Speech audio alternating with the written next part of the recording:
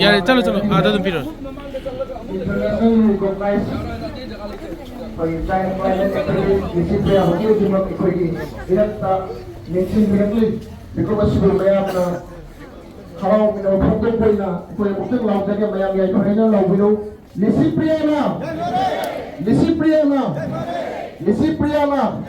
Thank you.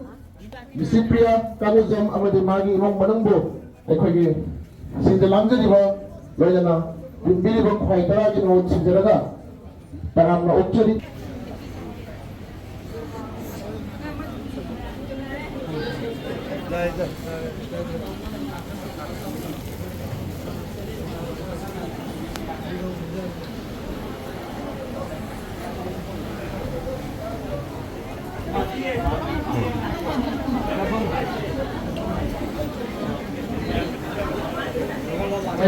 Bayang makukan pumong lang dalam si binabari ini.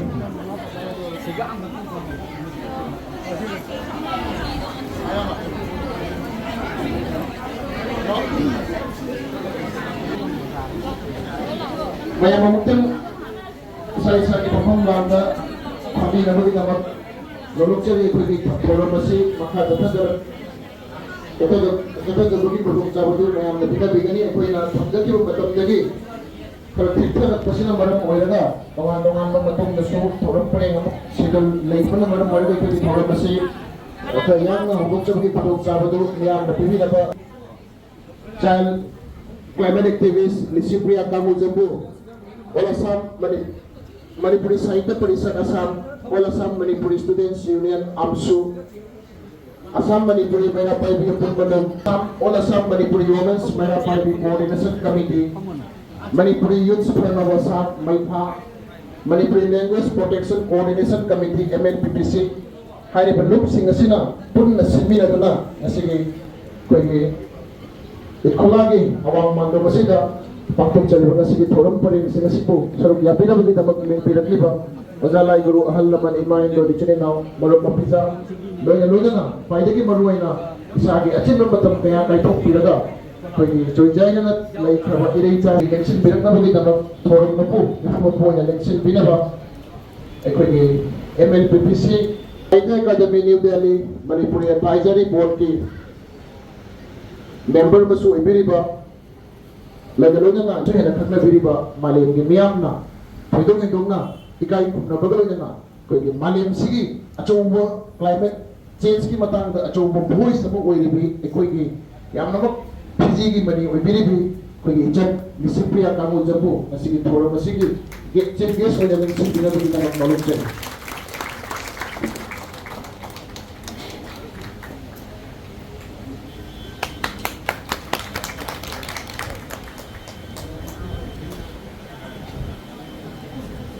Thank you. Matang asili President members sing when election binabagi naman ahan pada ako ni asili President Lukli Manipuri Sahitya Parishad Assam ki General Secretary ki program sa pubili ba loya na ako ni Assam University Linguistic Department ki head of the saklay na social activist ko yoda sa kom kamlang anta wala buso Pumong lang election binabagi naman korupsyon.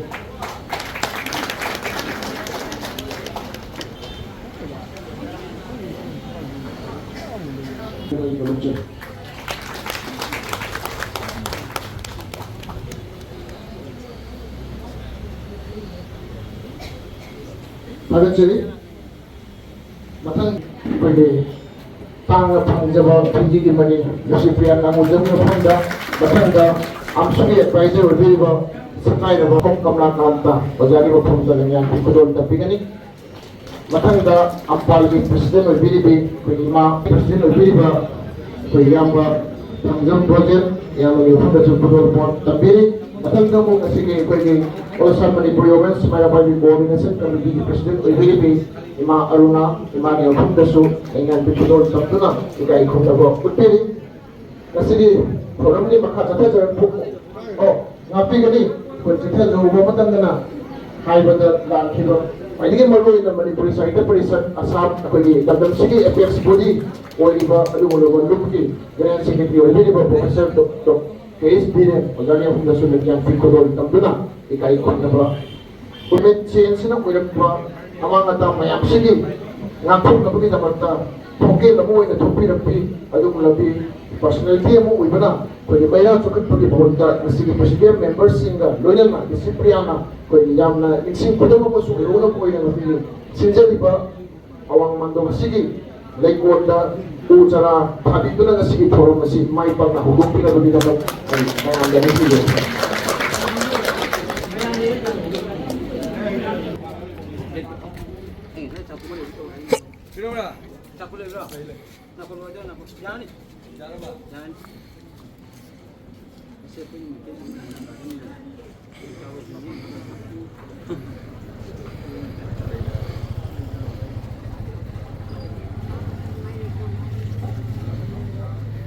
ꯑꯩꯈꯣꯏꯒꯤ ꯈꯨꯗꯣꯜ ꯄꯣꯠ ꯇꯝꯕꯤꯅꯕꯒꯤꯗꯃꯛ exhibition ꯄꯤꯈ꯭ꯔꯕ ꯂꯅꯥꯏ ꯃꯤꯑꯣꯏꯁꯤꯡ ꯅꯠꯇ꯭ꯔꯒ ꯊꯧꯔꯝ ꯑꯁꯤ ꯑꯩꯈꯣꯏꯒꯤ ꯗꯤꯁꯤꯄ꯭ꯂꯤꯌꯥꯗ ꯃꯌꯥꯝꯅ ꯈꯨꯗꯣꯜꯒꯤ ꯑꯣꯏꯕ ꯊꯧꯔꯝꯅꯤ ꯑꯗꯨꯅ ꯃꯌꯥꯝ ꯈꯨꯗꯤꯡꯃꯛ ꯏꯁꯥ ꯏꯁꯥꯒꯤ ꯈꯨꯗꯣꯜ ꯄꯣꯠꯁꯤꯡꯁꯨ ꯄꯥꯏꯕꯤꯔꯒ ꯊꯧꯔꯝ ꯇꯧꯗꯨꯅ ꯂꯩꯕꯒꯤ ꯃꯔꯝ ꯁꯦꯀ꯭ꯔꯦꯇꯔꯤ ꯄ꯭ꯔꯣꯐꯦꯁꯔ ꯀꯦ.ꯑꯦꯁ. ꯕꯤꯔꯦꯟ ꯑꯣꯖꯥ ꯑꯅꯤꯅ ꯂꯦꯡꯌꯥꯟ ꯐꯤ ꯑꯃꯗꯤ ꯁꯥꯏꯇꯦꯁꯟ ꯈꯨꯗꯣꯜ ꯇꯝꯗꯨꯅ ꯇꯔꯥꯝꯅ ꯑꯣꯛꯄꯤꯔꯤ ꯃꯤꯀꯨꯞ ꯑꯁꯤꯕꯨ ꯄꯨꯛꯅꯤꯡ ꯊꯧꯒꯠꯄ ꯑꯣꯏꯅ ꯃꯤꯌꯥꯝꯅ ꯈꯨꯕꯥꯛ ꯊꯥꯒꯠꯆꯔꯤ. ꯃꯊꯪ ꯑꯁꯤꯗꯤ ꯑꯩꯈꯣꯏꯒꯤ ꯑꯣꯜ ꯑꯁꯥꯝ ꯃꯅꯤꯄꯨꯔꯤ ꯁ꯭ꯇꯨꯗꯦꯟꯠꯁ ꯌꯨꯅꯤꯌꯟ ꯑꯃꯁꯨꯒꯤ ꯃꯤꯍꯨꯠꯁꯤꯡ ꯂꯦꯡꯊꯣꯛꯄꯤꯔꯛꯇꯨꯅ ꯗꯤꯁꯤꯄ꯭ꯂꯤꯌꯥꯕꯨ ꯏꯀꯥꯏ ꯈꯨꯝꯅꯕ ꯎꯠꯄꯤꯒꯅꯤ. खरा हाइजरप खरा थोड़े थोड़ा थोड़ा लेंथोपीरक्तुना अखोई इकाई खुमबसी उत्पीनबा हाइजरे मतमनि फिरोनबसु लेबना अखोई आमसुगी सेक्रेटरी इनाव सपोर्ट आसानबुंना लेंयानफी साइटेशन अमदे अखोई आमसुगी हदक्ता फोंखिबा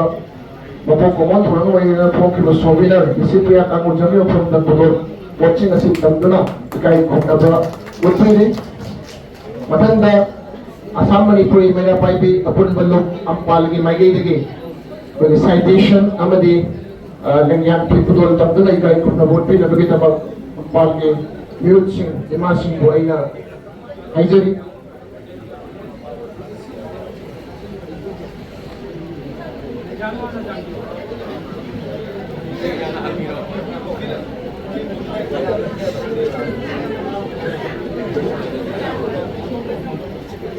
अम्फाल के प्रेसिडेंट ना कोई के फुटबॉल कोच ना सिटीवी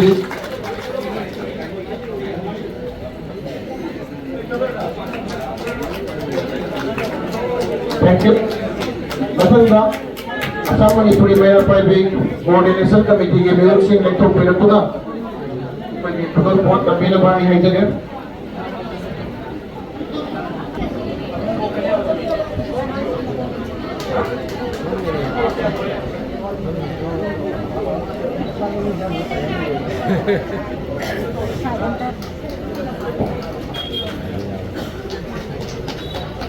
थैंक यू मथंदा अखोई माइफागी म्यूजिक लेंथोपीरक्तुना डिसिप्लिया दा फुटबॉल पोट तबीना बई हाइजरी माइफागी music लेंथोपीरक्तुनी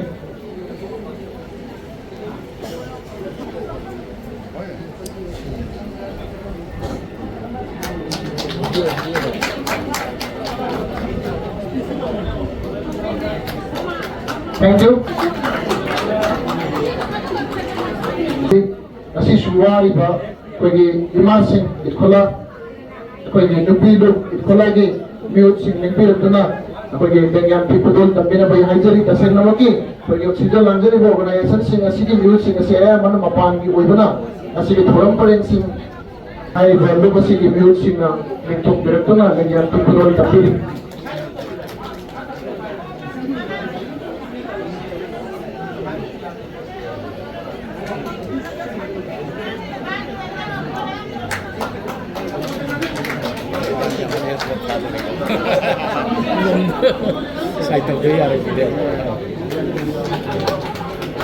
ayam yang ada di muktan pampi gani malam di disiplin ada fotografi ni mesti ngadu koi malam si lawyer ga tangga bija bagi tangga lagi lau je malam di hujik mayam namu fotografi ga lagi di koi di malam si akan tetap benda foto cah dapat lagi gani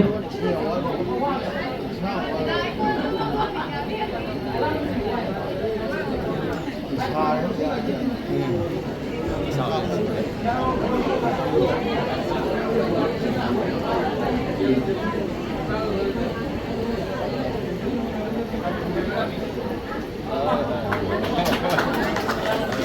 you. Makhada sina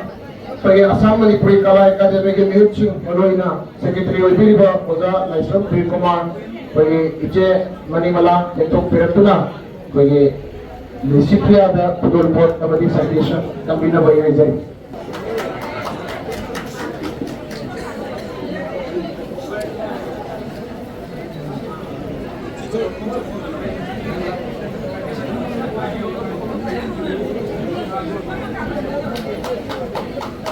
Thank you.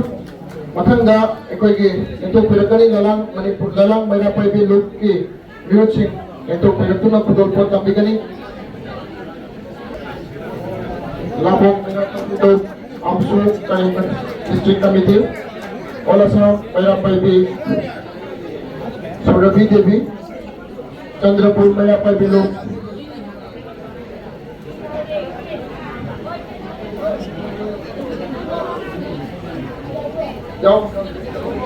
WMC Barapeli John Giroda CS Nabakuma Entok Piratuna Pagi Ganyan Sinasi Pudul Tabigani Apakah suruh hajar Lalang Maira Paibi Look Manggolpur Maira Paibi Look Kamangga Maitai Laima Maruk Apun Badarpur Lagi Labok Maira Paibi Look Amsu Kalimantan District Committee Olasam Maira Paibi Surabi Devi Chandrapur Maira Paibi World Maitai Council Barapeli John Dagi President CS Nabakuma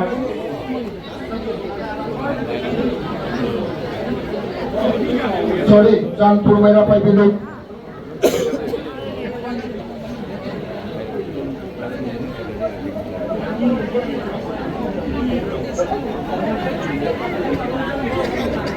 Sanamahi Sports Academy Sonai Maira Paibi Look Silaima Maira Maruk Waljur Namai Waina Saram Hemapati Amadi Saram Mahenjit Megharas Asan Highway Dagi Nongmadi Road Govinda Mandir Look Praja Kumar Sarang Tem Porkosen Highway Manipuri Development Society Silchar Navachandra Premoran Namnagar Lamar Gram Maira Paibi Look President Puinabati Sinha Khairan Apun Maira Mer Sahitya Manipuri Sahitya Parishad Ramnagar Branch Khelma Berakhal Coordination Committee Nongmadi Maira Paibi Look Govinda Mandir Duko Maira Paibi Ini ikut lampung cili bersih nasi Entok Piratuna Ikut Sel Nai ikut Haja bersih Macam Puyang Napa Amadi Miam Lisi yang mana-mana mulai ikut Namjad Kaduna Ning Panjabri Berdua Sengmadi Lalai Ning Sinaduna Isa-Isa Ni Kanga Entok Piratuna Yang bersih nasi Kudul Tapi Napa yang Haja ke Tarapur Maira Paibi Look Sun Entok Piratuni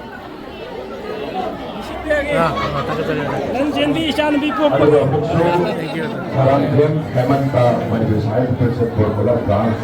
Kamar Bondagi Kamran Tobius Kesulitan Election Deal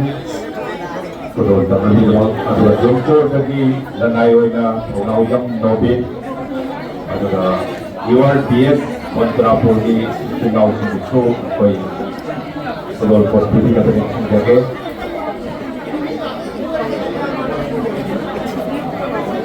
Rina Rani Devi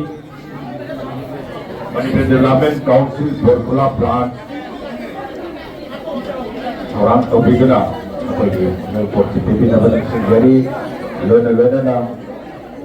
Borkola Manipuri Maira Paibi Coordinating Committee Maike the President Renubala Secretary Rina Coordination Kedua Portudi Naba Orang Lainnya Para Madura Presiden Dalam Singgara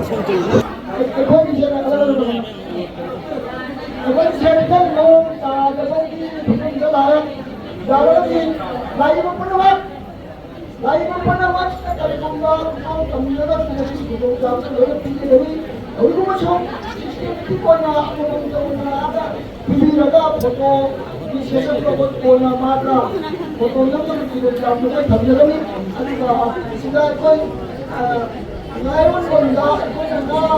kay lakna bagula pinagmula ka usili nang ahuna dagra ito ay sababati ang mga kaya ang mga hanggang ang mga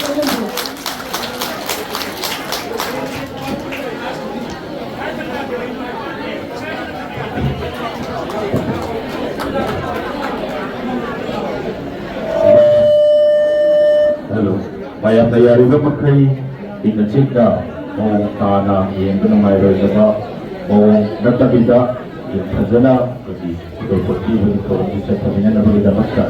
ama na maging natin pang na dina ito po sa kanya sa iyo ang jari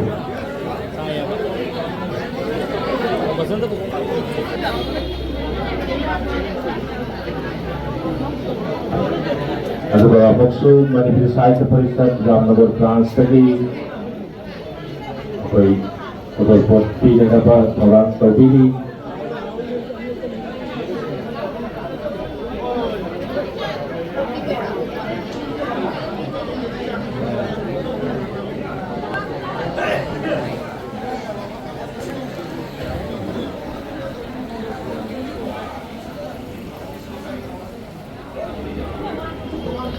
मैं आपको एक luxury pharmacy Silchar की अखोई असम दा लेबिबा मैतै सिना Malaysia पे account की ममी एदुनी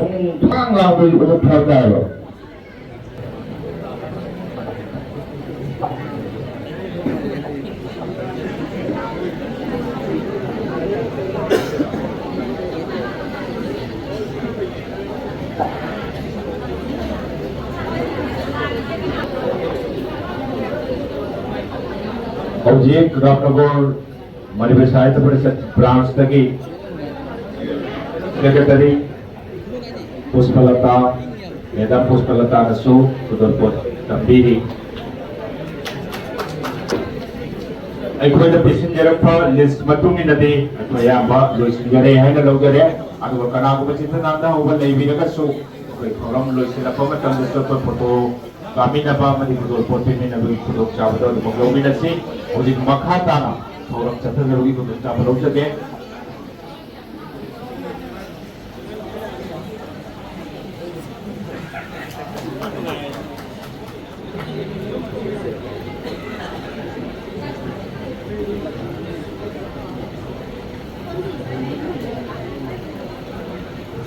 ising botol lam to sa mo thambiyo ko wala ragate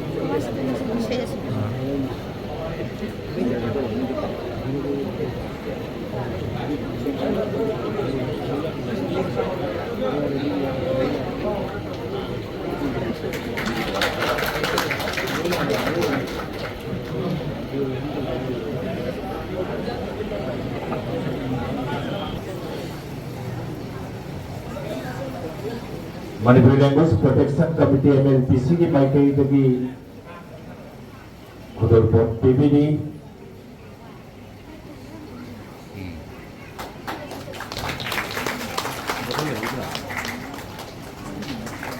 लेना मणिपुर साहित्य परिषद असम की माइकई तकी सु खुदरपोत PBD गनी है तब नहीं मणिपुर साहित्य परिषद असम की general secretary Dr. Komojam Vivena ada betul polisi pibigani Yusufia ki Mahamadi berbagi pemerintah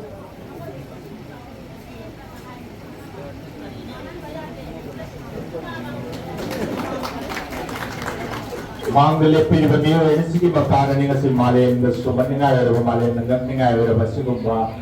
angang ngabai cara pi maputok tena kasi Malay da ano ko yaw la maputok na ki kongjan dan sendiri aku punya maputok batang sini aku tarum jatuh dari pena masih tak lepas presiden orang da lagi nak survei da panjau gam lokana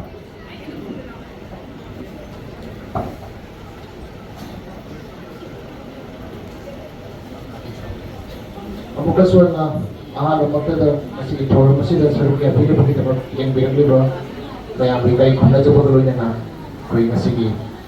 presiden oi biba di wajah Dr. KM Chan masih di chief guest oi Ngasi Silchar maling miyamna hena khangna biribi akoiron gi phibam phagatna bagi yawol ihoda yamna akanba khonjel aba poduna jangsin biribi khoi ichan khoi nongal members shipchin janaga lojana tibi rojana ko media person putting mapo taram na opchari khoi kai ko opchari kasing namak aina asai sum la ko aina khanjai akoi ki mai tai hariba phurup asi kasing na masing mixture ba sulikna adung laba khoi ki lai di ईश्वर की थौजाल फंगलबा थोरबा money जातीय money हाइजना बरमदी तरंगपांग lakh कुत्था हेन फादबा असिगुलबा पिकलबा थुपसी की मरक्तगी अखोगी होय अखोगी culture अखोगी निथौ कांगलो चाहि लिसिंग अनि हेनबगी पुआरी अदुदि मयाम ने खंगबिरे अदुगा ngasi की modern arena सिदा लाखरगसु अखोगी इरक्तगी हाइबा 30 भी चाहि Yes, 2011 October के साथ अनिदा नौबोग लखीबी बासी खोपगी कोई इसी प्रियासी ये ना बिंग बजरेनी बंदी अखोगी यामना पिकना माना होरखीबनी मागे climate change मयाम ने न खंगबिरे अखोगी fossil fuels मरोइना अखोगी कोयला गुंबा लेरिबो मयाम सिदगी कोई industrialization की होरपदगी ngasi chahi chani की mamang de अखोई द climate change की चैथेक से मालेम की मयाम पुलिमना थंबा होरे climate change की चैथेक अखोई ने ngasi साबगी चांग हेरिबा मरम खंगना नोंग जुथरपा मरम खंगना नोंग तालदना इसिंग थंगतबा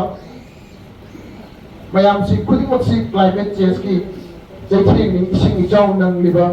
mayam se aduna climate change haibasina akoiron ni phirumda human rights haibasi karino mayam ne hena khambire being a human miyoi ba moi da polakpada maga loina rights khara magi changda ba yadraba mana delhi ki miyoi bajai india ki miyoi bajai bangladesh ki bajai myanmar ki bajai but as a human amoina malem sida mana hinbada changda ba yadraba rights khara khaglai haiba rights sing si ngasigi ekhoi isana semjaba asigulaba climate change oirapase asimashigi chaitheng se mioiba nature na oiraparate prakriti na mahausana de ekhoi da yamna phajaba tailong pana mukh bibirapani haiba tailong pana si mutta ngana honabada aidi masida ekhoi mioiba ekhoi na adumak semjabani aduna climate change ki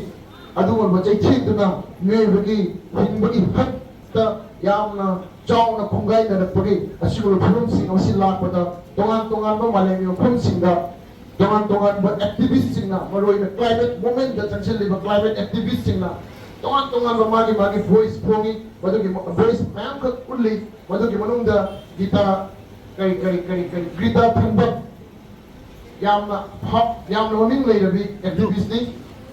I see a Cypriasi. India की गीता थंडोक निहाइदना मयाम ने सुने न सकन नबी अदबु आई हाइली मिसिप्रिया गीता थंडोक नते मिसिप्रिया मसागी ओइबा आइडेंटिटी लेजबा हाइली मिसिप्रिया से आइडी गीता थंडोक न तम जगदब नि हाइबसी आई ने गसी मयाम द क्लेम तौजनी अदबु लबा मयाम की ठोके लबा मालेम की मियाम दा पूरद चंसिलिबी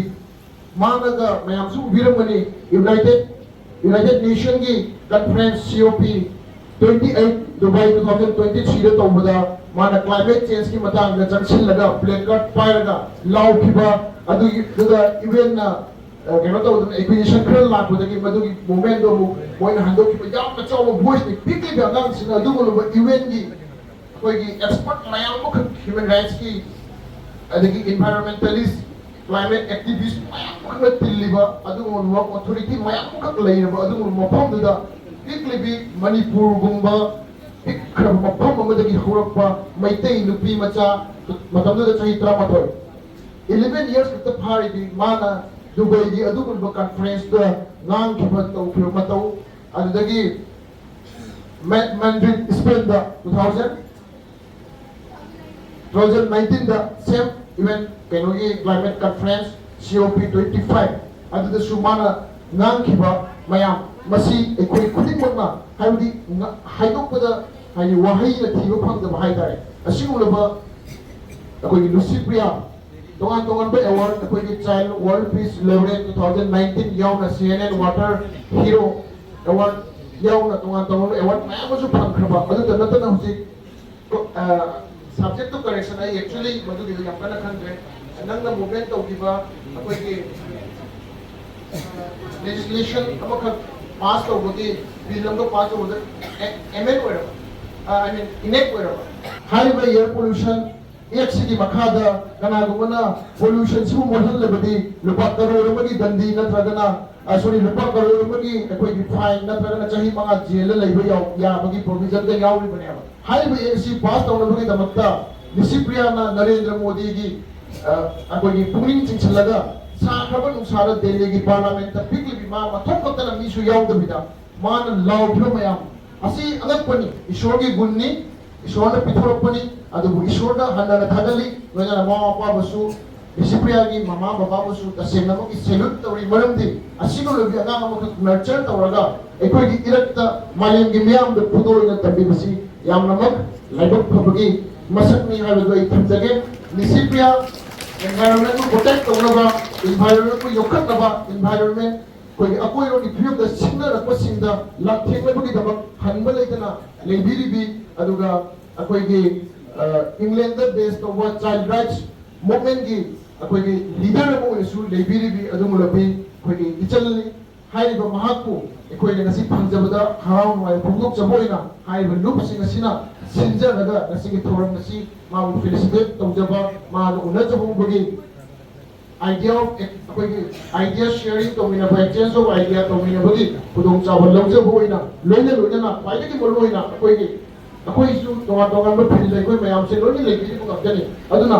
अकोई क्लाइमेट चेंज दे कोई याम करना मशी को बगी मूवमेंट से कोई सिदा एवेर कोजो वाले कोई खुदी मक्से अदुना मशी दगी शुमांग को फुन दगी कोई करी दु मकरा तम जाओ उसी हाइबसी सबना हाइबदा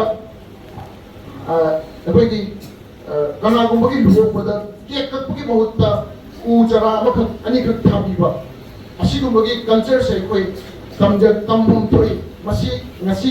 ekoi iranta lebibi Lucipriya de koi masi tapsin de hosi kana no ki birthday da party to ki mohta u chara le ka mo hum de u thabi ba thawal ka katana hai bu u du sing chai bi ba yokka na bo na ba sanna hame ma cha gi dana ba protect to na ko na dana u da chagon ba u lei ba si ji akoi ro ni phiro to ba tan aduna akoi 2011 da gi 19 pause asigi decade se kwai gi saba malayam da kwai gi saba कोई decade अमुक कोई दे अदुना तबला तबला सारा कदोरनी तबला सारा दा एकोई से नोंगो नोंगोगी मालेम दगी नुए बसी मुसला कदोर बुदिक नुए the climate change की थ्रेट से अदुना एकोई मसी मयाम से एकोई अपिक अपिक पतो एकोई डिसिप्लिन गुमना इवेंट द लावो गम मोदरगसु आई युम द उजरा बनि थाबे याय प्लास्टिक सिलिना बसी खरा हनथानबा खनबा याय सुमाइना वाखन खनबिनबा लोजे लोजेना फाइदगी मरुइना थोइबा मणिपुर की इरान सिदा इंटरनेशनल एरेना दा तोंगा तोंगा दो प्लेटफॉर्म सिंगा फोरम सिंगा डिसिप्लिना अचुम the पुथोगा ngang bu khudong chaba mana nauki bado yam phagache aduna hai bu phil da su ekoi di hai bu thoi bu thuk tangdo leita do manipur ki phil da su ekoi disciplina hai ma won da taksa ba dina taba ai han sin sina hai ma won da kai kai tabun ni hai ba suggestion bu ba designing bagi apa maduna ma na thamaga maroi na ngasi gi koi thoram si koi sinja bani hai bu ai ki not se dai thamjabu ga na Lucipriya hena mai pakpa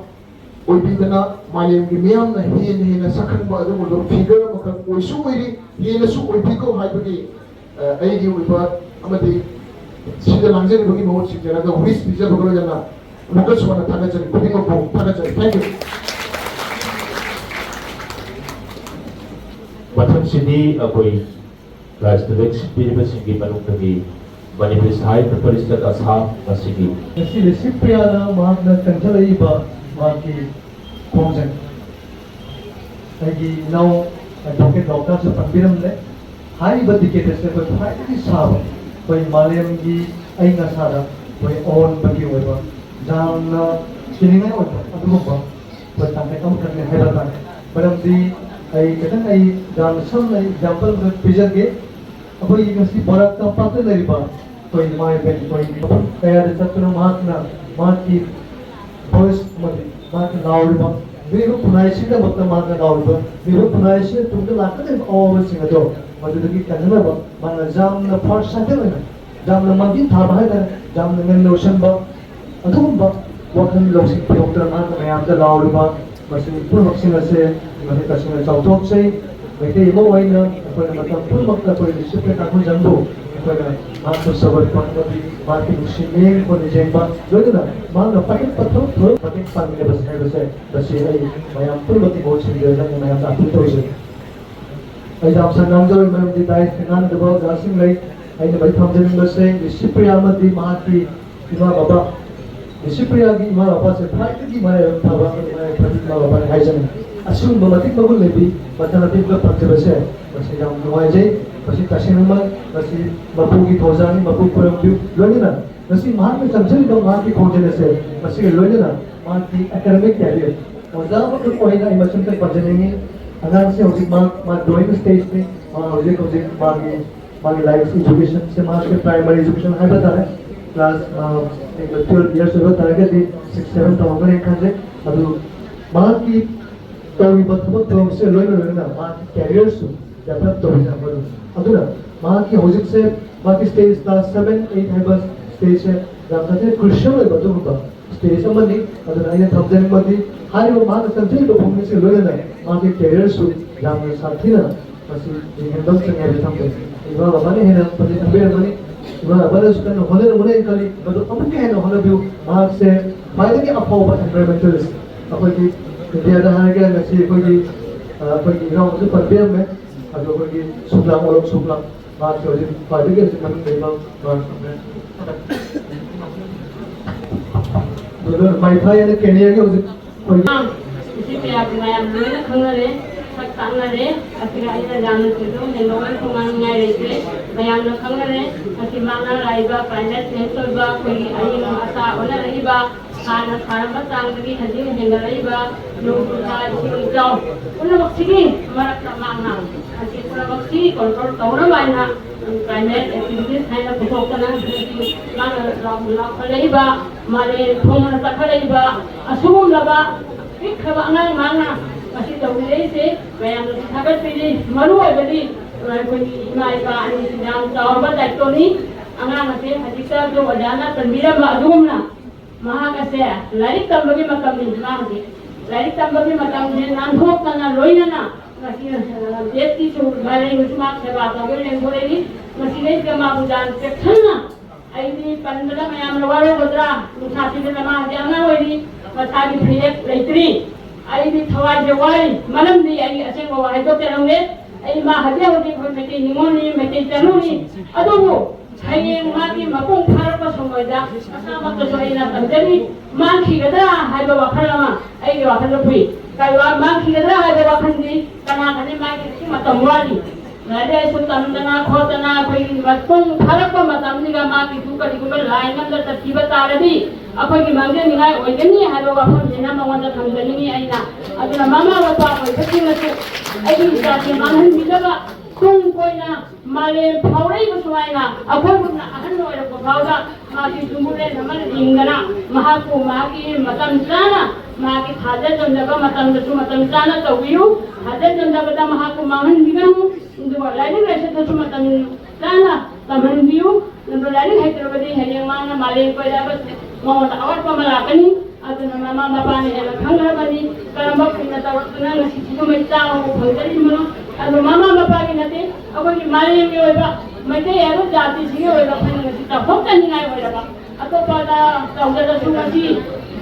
sipriana tawai masi maite tanuni maite ninoni maite matani haiba da ko hokka ningai oiba angang pikhaba nangna masi tawle ba phulose maya phulmanga ama toina babu thagar wari da tawile haraga angang ase malu oiba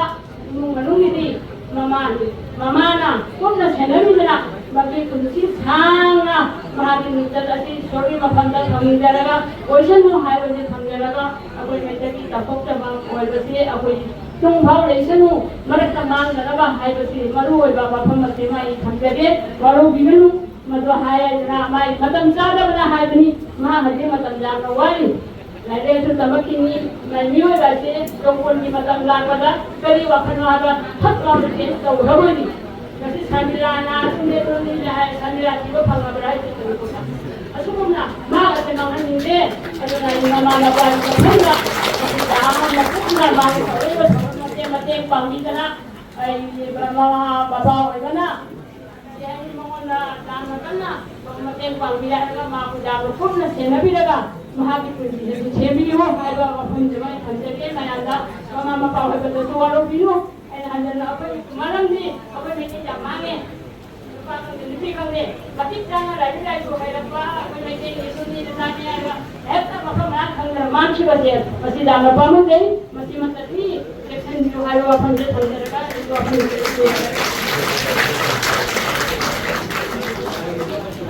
Kalau cari imam Benin Islam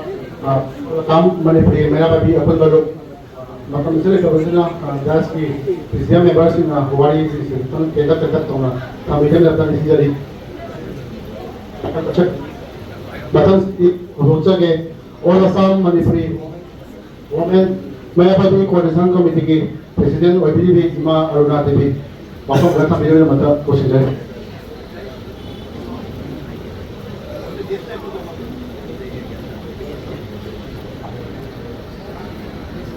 sige sige apa yang dalam sudah yang beda pergi kalau sudah lang ibarat sama aja jadi telu hai kanina Hidup tidak bah tidak di ikut gigi Manipur langgan lagi foglak pa ikut gigi mamang aja okpiba lagi pok oirakkhini ikut gigi lentoy ngambi gumba thoibi gumba adu gumba pok ni aina thagatanini aduga ikut gigi hanba makhada su aina thagatanini mase ikut gigi mama oibiribi akokpa oibiribi akokpi oibiribi ani busu aina hanba makhada untuk itu nak kata ini dari dia nak ada mama mapa ani makna siam dan angang ini siam dan mau anda gulai juga masih ikut di tapung apa masih ikut di dagat kawani ikut di bidai kita asyik gomba angang kahita ikut kita surga angang asina asihnya una jadi macam sida asih udah bagi ikut di karena lega mana lah itu isu henna ikut ini nah bina badani henna higal abadi asih kati henna ikut lai pok koi rabalin koi nambi tagi hen gadori bani asi ekoi gi maitai gi nupi gi marakka foglak pa kapok kan ngani ekoi gi oiba dana maru oiba angang mani haiba tera aina thagataningi aduga exam changna to hajara roi kari gi an hadda hadi habini duni mamang da marakka mang basya masih tau idara ba amat na amasung akoppa amasung akopi Adida aina mukasuhan na pwede na hada lagi hentok tara aina so mo hanjan na hajari kari dino hada pwede tayo no pisya dam na mangba dari tayo hayada hentok tayo ga mangba siya masih ko jam pamu jay ay ko di social work ko dana or karo ko dana mayang itabak suru ra banina masih langting na masih yang na jab banina na masih awa siya siya bini amasong ikoy da teng na banina masih diwase pongkok ke bani mayam na waro miroi kari ge hai bada ai khoi ki bitai lepi endok thoi do pi mayam ma mangi mang ba sa ai khoi di simplia lai di mapok ko na ko haningi adu manghan bidaba apok pa amma sum apok pida waro miroi handana hai dana ase manghan bidana ba ai khoi puna maksu simplia ni da makka ikoi su leijari kali mater pangba kali nonggata ba kali tonggata ba ikoi su pangjaje aduga disiplia gumba ikoi itani na isu oina ko ikoi si ma kumba isu ma ande hen ba isu maya ka leide ado biba kai tani koi da su biba isu lubi amana asido wagi thak lak ba sia ikoi di hetok pa kapok kan ngai ni haga pasi ikoi hajaningi aduga haji kanen se di maranda hanya na hajar roy mana tawrai ba se ikoi di kapok kan ngai ni amuka hanna ꯁꯤꯡ ꯊꯥꯅꯤꯡꯉꯥꯏ ꯑꯃꯨꯛ ꯂꯩꯇ꯭ꯔꯦ ꯄꯤꯕ ꯑꯉꯥꯡ ꯉꯥꯛꯅ ꯑꯗꯣ ꯂꯥꯏꯔꯤꯛ ꯂꯥꯏꯁꯨꯗꯤ ꯍꯩꯇꯕ ꯌꯥꯗꯕꯅꯤ ꯄ꯭ꯔꯤꯊꯤꯕꯤꯁꯦ ꯀꯣꯏꯔꯛꯀꯗꯕꯅꯤꯅ ꯑꯄꯣꯛꯄ ꯑꯃꯁꯨꯡ ꯑꯄꯣꯛꯄꯤꯅ ꯃꯍꯥꯛꯄꯨ ꯂꯥꯏꯔꯤꯛ ꯂꯥꯏꯁꯨꯁꯦ ꯍꯦꯟꯗꯣꯛ ꯊꯣꯏꯗꯣꯛꯅ ꯁꯦꯝꯕꯤꯅꯕꯒꯤꯗꯃꯛꯇꯁꯨ ꯑꯩꯅ ꯑꯄꯤꯜ ꯑꯃ ꯇꯧꯖꯔꯤ ꯑꯗꯨꯅ ꯑꯩ ꯌꯥꯝ ꯁꯥꯡꯅ ꯉꯥꯡꯖꯔꯔꯣꯏ ꯃꯌꯥꯝꯅ ꯍꯥꯏꯅꯣ ꯍꯥꯏꯕꯅꯤꯅ ꯑꯗꯨꯒ ꯔꯤꯁꯤꯄꯤꯌꯥ ꯑꯁꯤꯗꯒꯤ ꯍꯦꯟꯅ ꯃꯥꯏ ꯄꯥꯛꯄ ꯆꯥꯎꯊꯣꯛꯆꯅꯤꯡꯉꯥꯏ ꯑꯣꯏꯕ ꯂꯥꯏꯒꯤ ꯁꯛꯇꯤ ꯌꯥꯎꯕ ꯑꯣꯏꯕꯤꯌꯨ ꯍꯥꯏꯕ ꯋꯥꯐꯝ ꯈꯔꯁꯦ ꯊꯝꯖꯔꯒ ꯑꯩꯒꯤ ꯋꯥꯍꯩ ꯈꯔꯁꯦ ꯃꯇꯥꯡ ꯑꯁꯤꯗ ꯂꯣꯏꯁꯤꯟꯖꯔꯤ. Hello, Secretary Ima Aruna. Hello, what is the money for?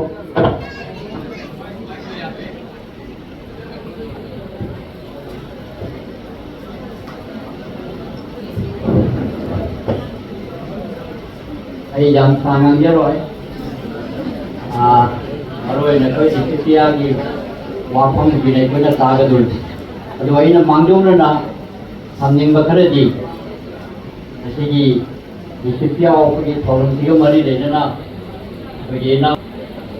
advocate lobna na ma gi kinu de desta dikitiya gi maram da samlak na khare di mayam na highlight to khare Judiciary matangda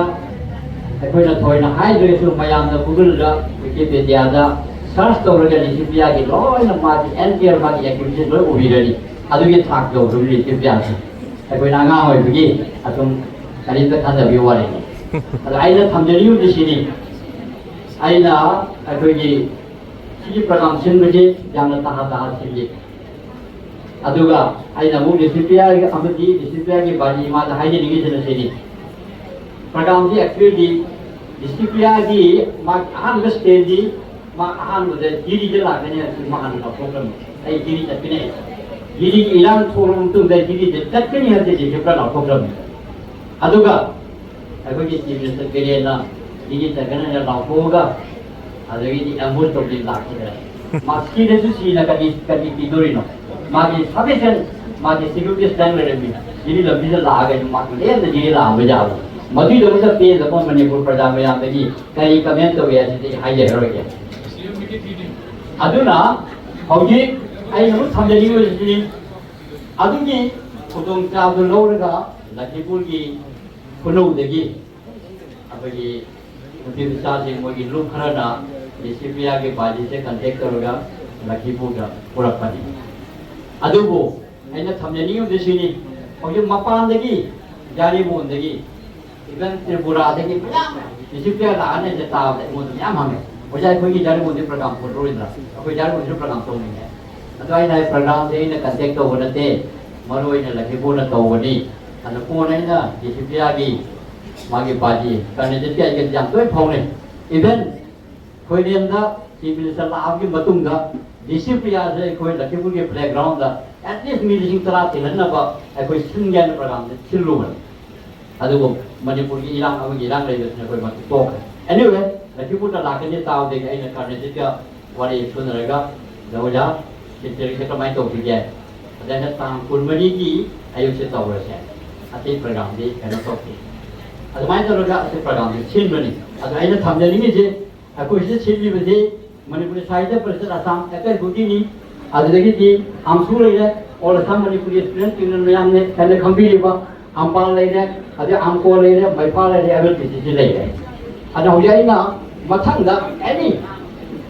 se hoje asigi program ji loraga sunai de le sunai ji program ji ai ji khangde akoi ji college na hoja sunai ji angang amne telephone to hoje ade hoja angang lo khangde number le piro ai confirm to ge ai ne sunai ne ma ge number college ne pro number ai ne ring to be ya aboi gi kalam ji hai ba anang ngam pai da anang ne ma le be khang ga ne noi sunai da disiplia o pagi thorun sin le ba ai ne sunai gi mai ra gi leadership oja sing da khang de sunai da am da khang de sunai da program to ne se adu gi ji ai na hare jengo na sumai to ro na kana na to bi na ai wa ko gi bi de ga chandan da kai kun mari manga de tawra tawdul noi jam da khang ba mi su jaw de oja hirmon oja la jen mayam du kon ge so chok pa ja de ni supya la tur oja mi ti ti ngene te ngene da angang ni sil li si ada ina ka ka je ni de si ni डिसिप्लिया की एनी programme मपान तौबदा either Tripura हंगे बांग्लादेश हंगे असम हंगे बोराबी हो जाए पुरा मसीदा अखोय खांगे दबना मफन जी ओजासिंग खरेगी अखोय के कंटेक्ट लेरगदी अखोय हाना फाउनरगदी सिललिबो ऑर्गेनाइजर का कोई मसा खंगबा ओइदाबा मफम दगी मी इन्फॉर्मेशन लोय होइनो नंबा अदुगुमगी सर्टिफाइड तौबमा आइडेंटिफाइड तौबमा अखोय की थूदगी तौहनिबमा इंडिया पिक्चर मसे थमगे अदना होगी सुना ये प्रोग्राम जी बहुत है कोई वजह से सावरतना सुना ये तो को जगह ला है लेकिन नोंदा ये पुंग मापन निपान ने अमु लखीपुर दई है अमु फुदर आगे लखीपुर वाईफाई फंगे नोमगी गूगल द करी तो था बया में एलिवेटर वाला कोई ना कॉन्टैक्टर को होटल रेनोका रेजिडेंसी से दे कोई नोंदा जो पुंग निपान मापन को होई दे अदमा जरो वजह से ngaran आदा लखीपुर साबगा अदगी जमा ये वाईफाई फंगबगा कोई सिलचर द पूरा फनी एनीवे अदुना मसी गार्जियन का डिसिप्लिन का एनी मपान का आउटसाइड मणिपुर ने ताबम फंग ने प्रोग्राम दो मतलब द एटलीस्ट नो एकोइ जे प्रोफेशन तौर एकोइ द लोइना चेन लेबनी ने एकोइ न मफम द फजन सिन द थौरांग द दो हन दे अति मथम दे द आउरे बदेना हाइजिंग से डिसिप्लिन का कम हानि लेजे अभी मणिपुर की इशू से मणिपुर की इशू की मतंग दे लोइना खंगना दे मसिद संदुन नांग में करे दरकार ताते आइना दि थमजेंगी जे इचान पे मोने डिसिप्लिन दा मलेन की इंटरनेशनल प्लेटफॉर्म दा नंगना नंगी जे खुदों चापा कया लाकी दोरिनी नंगो द क्वेश्चन क्या लाकी इंटरनेशनल प्लेटफॉर्म दा मदुदा मणिपुर इशू की मतंग दा मरुई बा वाफम सिंसिया नंग सेंगो मुदबी सेंगो की मतंग सी दा नंग मणिपुर की हिस्ट्री जे मणिपुर की पुआरी जे 30 जी एडी लेगिना नसी फाव जे हिस्ट्री जे नंग सेक न खंगम चंगन असिदा नरंग नांग दसु ओजासी निले देवी मणिपुर की इतिहास की खंग होई जाते अदु इतिहास का दे जामुले मणिपुर इतिहास का दे असिंग बकना कनानो असिंग ब इब इतिहास लागे लारी पादरेदी लाने चतोरीबा अदुना असिंग ब इतिहास का दे इब लारी सेंग न पागदो मणि अदे मणिपुर की सखंग मणिपुर दा ओजागुरु मयाम रे खंग हेबो ओजासी मसिदगी नंग तुमिन गुरु खंगदम नंगी प्लेटफॉर्म दा मयाम बातनी इंटरनेशनल प्लेटफॉर्म दा मधु सिंह दो नंग खंगनी मणिपुर कना कना ओजा लेजे मधु सिंह दगी नंग तमहिनबा लेपनु सोदन नंग इंटरनेशनल प्लेटफॉर्म नंग वांगांगदा नंग मजाक द बेस डाटाबेस तो ngang का दोबिना मधु के एडवाइस मा आइना इकानो पिदा मधु के एडवाइस में थंगे अदुगी जी मणिपुर की इशू सी मतंग सिदा कोई क्रिश्चियन वर्ल्ड देगी मुस्लिम वर्ल्ड देगी बुद्धिस्ट वर्ल्ड देगी नंग पूरा बचतुरी यूरोपियन यूनियन द थांगले जुदी क्रिश्चियन वर्ल्ड पर कुंजल दारगा मणिपुर से धर्म की द इशू तो पुथोगा मोन पृथ्वी क्रिश्चियन वर्ल्ड पूरा म मिजन खोनो तोरी अदुदा मिजोराम की इवेनो द वांगान दिबी एलिना मंजिल मा फटल इवेनो द गांगी मा क्रिश्चियन अदुबो मान हाजी मणिपुर की इशू से कारे न ते मा सदोगी it is only land issue लंगी इशू ने Islam namun cuma asing wafam cuma pungguk dia, maju itu dah ini telefon tahu di jalan nama apa ini, kalau macam bangun di nama juga jadi objek kan, mahal lagi tu mahal. Aduna objek, macam di platform dah ayam thambing sana, founder of the child movement ni nang founder nama orang na, iwan lagi lepas dah khangde, macam di advocacy ke thak lagi, Manipur dah nanti ni ba, macam si mana angan macam jauh ni na, cai. Modi की करी contribution world की platform की मणिपुर का contribute तो हम जागे है बसी नंग मसी मजू थी जन नहीं है मतलब दी चार मूवमेंट में मता ने नंग फोड़ा रोडी में ना नंग छोड़ न थी जन मनी इजन बियो अदुगा प्रेसिडेंट की इंटरनेशनल प्लेटफॉर्म की करी मतिन पांग जागे से नंगी माके से होना नहीं मणिपुर सरकार केंद्र सरकार फिर करी that is support thing but for your नंगी लेवल लगी अजवा लगे अरे अमना अकोई हंदर तरी मणिपुर से अकोई जानती ना ओजासी ना मणिपुर खुबार में याने नहीं ले जुदी आइडिया ऑफ मणिपुर है ना मणिपुर की अपन मुझे सकते मांगे जे मणिपुर दा मिटी यानी वो कुनाई जी मणिपुर दा मिटी मुझे बुदा मणिपुर लेते हैं this is clear other Manipur दा आइडिया ऑफ मणिपुर है ओजासी स्कॉलर में याने यूनिवर्सिटी दा सेमिनार तो ने नेली का को दुदा आइडिया ऑफ मणिपुर है मणिपुर का अपन बाकी सकतम दुनी the so long as Manipur से लेयिंग की मिटी ने हिंगिंग की कहीं होता है कोई मणिपुर से मांग में कोई अदना मिटी कन्वर्जन से कोई फाय देगी तो वो मिटी ना माना साकी मेजॉरिटी ग्रुप अमा और वो देगी Manipur kan labi diasi wari daire aduna hoji merger agreement ki por lai merger agreement je kendra ki matha sari ni adu Manipur ki territory inde ki kai suya ja roi merger agreement ki close tuna aduna masi matang na su merger agreement na Manipur pi ba kana ba masi poti ju tan pi ni hena nei na bang thoi adu ki ja roi ba dai na samjani ni sina atoi ki keno je atoi ki program sindu ki matang ju aje kare adu ga Sibria ka tongal becek lai Ngasi Silchar program tahu ni ada Manipur lagi ngarang nah lagi oirakkhini de ciri de program tahu ni saya pun Manipur ki sana organization di social leadership post वगैरह ओकोमी वगैरह UCM वगैरह हमको वगैरह इमाम मैदान वगैरह अपन कौन है अतने जाम नुसीना ऐसे Silchar के program de mai pak napa Tomina ba anu mai advice kira pe jawe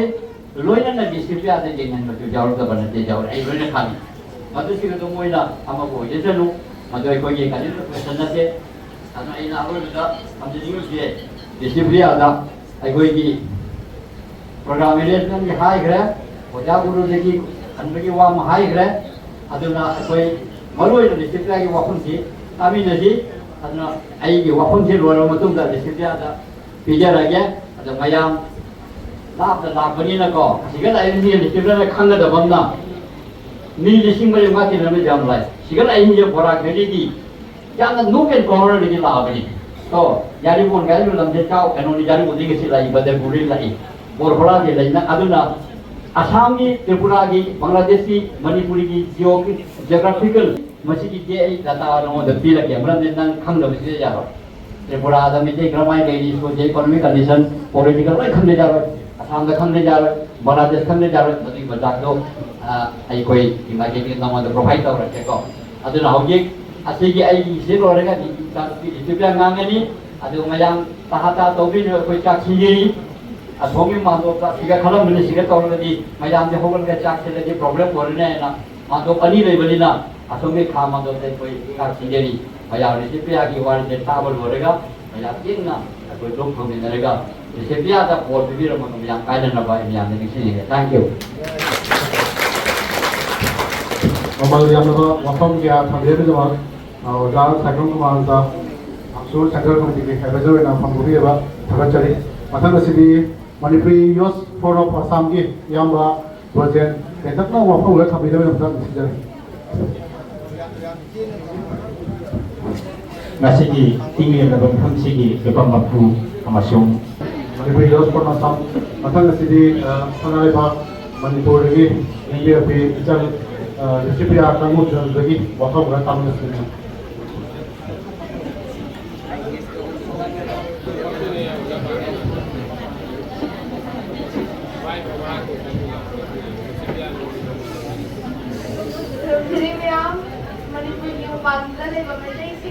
Namjari, I did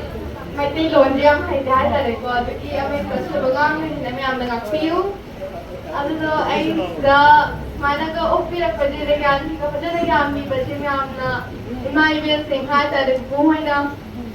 So my I had the Asamda, a Silchar, the college, Yamhara Havi, Manu Shivi Baje, Adam, con of future the Jadam to view go, am the view. Adudi ay nagagasiyo ite miyam ginung shiva sa boryam na din am to orang mo ito bane adugi jo yang thagat chari miyam da adu ay jirbam da chati ko ako imali bak Manipur ki sero jirbam to adu do ay na hining ide ako jirbam da chapade kanong da ki re da bane kai ki do no natro koi imali bak Manipur ki sero natro adu mo gini kananom ta nang kai biaro English, you praise the higher Kandana. Jirbam is a part of Manipur and it will always be. And nobody can break that.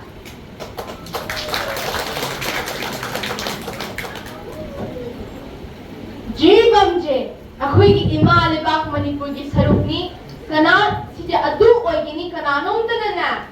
sija kay bayaroy. Ado do ay hada thulay dirsom ay ki tumana ki ano thani ki na ako'y ki school 하다가 추기 하기만에 아두부 ngaraang may school hogi ko adu do day 28 na mo thoni dalida aya dalida lay ko mya adu do kumai na honi akoi ki handak flood sing ka flood program ya face soidana adu climate change thon mga tane ko adu ba na si climate activist ko ya ai ju climate change hata ko cyclone face do ba de inga tane ai manipur da picture jo ai akoi ki Bhubaneswar Odisha na lamda ay hawalak ki bane koi India ke top state ta adu hawalak pada ay ani cyclone face to because cyclone Fani amagi cyclone Tilly ama 2018 ga 19 da adu ani face to pada na ay ngangoi kan na ay mit ki mang da ubi ko akoi yum kai ka tek pa min am siba ko pangang sing na kap pa do ubi ko yam nuai te ay angang ama oina ubi ba do adu ki mathang ai na mu 2019 da Delhi da mu legi adu ki mathang amu ki na mu ai na environmental issue akoi climate change face to akoi Delhi da akoi heat waves ko akoi air pollution ha ta le ko mayam ki khang be air pollution akoi na do sto kon ba ngam da ha ba imung ki manung da le jo akoi le mask kup che ding akoi le be adi Delhi da this is a climate change ke to khai adu climate change da gi to ra na ai de agang share da gi adum wakan jay na visitor ko na kan ba hoy ko si je kamran thole no ni na je kai gina sne je mo gi am mang mo put pe kaman to re no ai ju kai to ba ya ge na mo na si le phan na ba ai ju pam de na so ai gi fit ki mang de u gi ba pot ai pam de no ai de u ba da tek pa kai ba de loss and damage ha ta re ko adu do ai le phan na ba o sa sleng ai gi mentors teachers so da na ai na hang ma ne ko mo na hai kai u tha ba de gi to ba ya cleanliness drive initiatives no me ham to ba ya adu ai har pa da gi na ai social media account mu ha nge adu ma na mi ngam na ai gi thabak tu u ga na hang pa ho bi ko adu ma na khang pa ho ba de gi ai ju program events meetings ha ta ko conferences am sa nam palom to jo foreign countries so ho ke India do ho am chat pa ho re adu ma na ai ju handa Timor Leste ai ja Timor Leste East Timor na no ba country ne ko duki jo ai special envoy wa re ko mama sa ki president countries ki president ki adu ma to wi handa chat ne ko September ta adu ma na myam to wi adu do akoi ngasi climate change thoi ba ja Karanam the thon mate akoi isana thon mane akoi sa ha le akoi human beings the thon mane ko akoi ji rich nations ha ta le ina khun ballam ha ja akoi America gumba akoi China gumba je ina khun ba countries akoi president prime minister ta akoi na si ga ina copy da ka thai o da mana ha speech bi ga na ina shun ga to da akoi ji shab to do mo ki acha ko mi mang na stage da ka khala ga in lawi da slogan ga to da aina mogi akui na khun balam de na akui paisa do piro ha de paisa karam ba ha ka na akui loss and damage climate finance fund ya akui sum akui gumba global south har ko akui India gumba akui ga sum handa flood sing ja khala ko face to dai na to ba do akui na thon na te adu gumba ina khun balam na man hana da gi na mogi industrialization da gi horga du man to ba ho ba da gi na mo na adum thon mane ko akoi gi handak ki Africa da gi jo mi nyam akoi yam kan issues face to ko du gi akoi gi compensation do akoi gi no ma akoi na pasa jam na akoi na yum sa climate change na akoi thon da gi do mi na to ba thon la ga take re adu pasa do da gi lak ki no na tro me adu pasa do ko pam da na adu phang da de ko ju le bya da na eno ma chak ko do adu ne akoi na pasa hang ni do ena na la ga gi poster banner ka ga ko na handa last year 2023 da na the shop to gi bane ko e am ki mangda adu mana ai mu kumana har tare ki bash changa bagi ko ba gi dina mo law re adu mo kasi khate ai adu asi meeting da ai adu chang ni dum law gi ni mo na piak tri ko adu do ai na sum yam thani gi ja ko ki climate change ja ko ki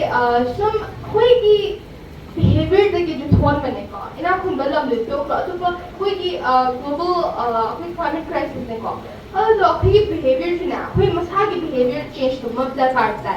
akhi ki to thre ja khoi ki toy bathabak da gi nga ne ko flood tharo akhi na u wa ko thab da gi akhi deforestation na khoi u thab ꯑꯩꯈꯣꯏꯒꯤꯅ ꯑꯩꯈꯣꯏ soil distribution ꯑꯃ ꯇꯧꯔꯒ ꯏꯁꯤꯡ ꯆꯥꯎꯈꯠꯂꯛꯄꯅꯤꯗꯅ ꯑꯗꯨꯃꯥꯏꯅ floods ꯑꯃ ꯊꯣꯛꯏ ꯑꯃꯨꯛ ꯑꯩꯈꯣꯏꯒꯤ ꯀꯃꯥꯏꯅ ꯍꯥꯏꯅꯤ ꯑꯗꯨꯃꯥꯏꯅ ꯃꯌꯥꯝ ꯊꯣꯛꯏꯀꯣ ꯑꯗꯨ ꯊꯣꯛꯍꯟꯕꯁꯦ ꯑꯩꯈꯣꯏꯒꯤ behavior ꯑꯩꯈꯣꯏꯅ ꯇꯧꯔꯤꯕ ꯋꯥꯇꯔꯗꯒꯤ ꯍꯥꯏꯇꯥꯔꯦꯀꯣ ꯊꯣꯛꯍꯟꯕꯅꯦ ꯑꯗꯨꯒꯤ change ꯇꯧꯕ ꯑꯃ ꯗꯔꯀꯥꯔ ꯇꯥꯏ ꯑꯩꯈꯣꯏ ꯄꯤꯛꯇ things ꯍꯥꯏꯇꯥꯔꯦꯀꯣ ꯄꯤꯛꯄꯗꯒꯤ ꯍꯧꯔꯒꯅ ꯑꯆꯧꯕ difference ꯑꯃ make ꯇꯧꯗꯣꯏꯅꯦꯀꯣ Englishꯗꯅ ꯍꯥꯏꯔꯀꯥꯟꯗ all our little things can make a huge difference ꯑꯗꯨꯗꯣ ꯑꯩꯈꯣꯏꯒꯤ ꯁꯨꯝ ꯎ ꯊꯥꯕꯗ ꯑꯣꯏꯔꯣ ꯑꯩꯈꯣꯏꯒꯤ ꯁꯦꯡꯗꯣꯛꯄꯗ ꯑꯣꯏꯔꯣ ꯐꯖꯅ ꯍꯨꯟꯗꯣꯛꯄ ꯑꯩꯈꯣꯏ dustbin ꯍꯨꯟꯗꯣꯛꯄꯗ ꯑꯣꯏꯔꯣ ꯑꯗꯨꯃꯥꯏꯅꯗꯤ ꯄꯤꯛꯄ things ꯇꯧꯒꯗꯕꯅꯦꯀꯣ ꯑꯗꯨꯕꯨ ꯑꯩꯈꯣꯏꯁꯨ ꯎ ꯊꯥꯔꯦ ꯈꯜꯂꯦꯅꯦ ꯑꯩꯅ ꯍꯧꯖꯤꯛ ꯎ ꯊꯥꯏꯗꯣ ꯑꯩꯈꯣꯏ ꯎ ꯊꯥꯔꯦ ꯇꯧꯈ꯭ꯔꯦ ꯐꯣꯇꯣ ꯀꯥꯞꯄꯦ ꯑꯗꯨ ꯂꯣꯏꯔꯦꯅꯦ ꯌꯥꯔꯦ ꯑꯗꯨꯕꯨ ꯑꯩꯈꯣꯏꯅ ꯐꯖꯅ ꯁꯦꯟꯅꯕꯤꯗ꯭ꯔꯗꯤ ꯁꯤꯈ꯭ꯔꯅꯤꯗꯅ ꯎꯗꯨꯁꯨ ꯑꯗꯨ ꯀꯩ ꯀꯥꯟꯅꯔꯤꯒꯦ ꯊꯥꯕꯒꯤ ꯑꯃ ꯅꯠꯇ꯭ꯔꯣ If we plant a tree, we must take care of it. And if we don't, it will just die, it will just fade away. Then what's the point of planting that tree? That's wrong. अगर क्या कोई भजना लोना भी करता होगा कि भजना सीना जब हमारी किसी ने कहा ना भजना शाखा लक्ष्मी को तो वो तो बनी को मैं आम तो उन्हें नाना तो हमारे तो अर्जी भजना जो होना नहीं देना अगर वो हरा का मामू कर लगी ना अभी की जो पॉइंट ले that's wrong. When one has a we heard about we oxygen का मसी ले जा वो पानी नहीं खाते हैं अतो पानी ना करते लगा कोई क्या में चीज़ मत बोले कोई शो बंद नहीं यार वो जना वो का ले चले अतो क्या ना कोई क्या ऊजा पता ना take it on कोई इंग्लिश ना कहता planting a tree is the ultimate solution to fight climate change Amru ओए ऊना ने कलक्टी है अतो ये मैं आप ऊजा था भी यू पता ना जो लोग ना भी यू अदुगा अपने किस्म प्लास्टिक के काला एंड जो लाकर तो वो एक और सेम के कादू अपने किस्म प्लास्टिक को चल जाओ क्या और तो चावल लोग चिप्स के साथ राइस और वो था तो कोई का अपने स्टोर के लिए लगाना सच्चा अदुगा और का जो नॉय dah ada aku kisum atau pasangan namusa gani api microplastic ada aku pollution mutoli dana garbage ke kada ko yung do ko do ado gi ado man to piuno apni hundok na bajega malai dustbin that's dustbin can garbage can do ado man lay bada na ona hundok piu ko cha ba thak pa oro ai le chai ne cha po zo ro ya jang gani ado do jino hundok na je ko hundok pa ka tang na bidana pido sige amot pa ka ui dana u ko do jina ko pa jina lokho na ko dustbin hundok na je अखोई इमाले का अखोई की हरे दुनिया पृथ्वी से नान तो पांड्रा ने असाम का नान तो पांड्रा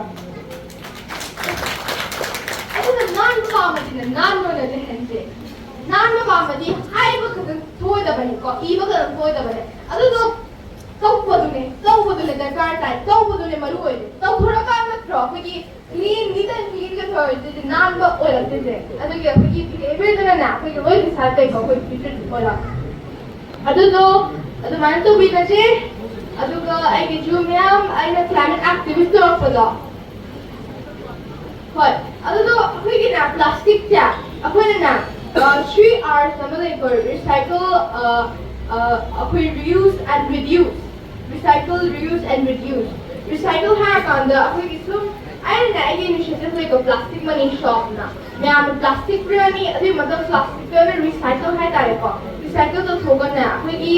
school द फम लबा अखोई benches और school desk पर फम लबा chips फ्रीदा अदु सेमी को अदु द recycle का हुए अदु माने ने collector अगर तो भी या reuse है कि plastic सम अखोई plastic bottle है तारे को plastic bottle जो अखोई अमो मुझे ना बदलो अदु तो ना reuse का हुई अदु माना लेकिन हाँ का अखोई single use plastic अमो तक तो से ना plastic से ना रोजे को अदु का ना reduce का मम्मा ले को reduce है जे अखोई plastic क्या सब avoid तो ना बा से ना रोजे को अदु माने तो ना से सेम तो हाँ का ना कोई ना some plastic bottle अखोई ना label इंटर का पिगा हाँ पिगा plastic bag तो यार whole product ने को यार whole product है यार ऐ ना जो हाई नहीं हो अखोई ना तुम्हारे ना पुपे आए ना कोई की चिक हाउ दो चिरंग को नत्रो मोई त्रो कोई तो पामी नते पामी को अदु बुकना ना माजे फसा product वो है ना कनाना हुंदोई नो कनाना समाना कोई pollution हो ली नो कनाना अखोई में आवे नत्रो अदु plastic जे अफोब जे अखोई फलंद्रे अदु की behavior जे ने तो मिसाल तो है behavior हम पियो में अदु का आई हत्ता की climate activism hai tar ga na toy thok da ai ki achievements nu khara hai bi rakhe ko sumana Delhi University apni university Delhi na ku pan bi ja koi students le na du da students na una amma thar da ya de mo exam de pass to ni ho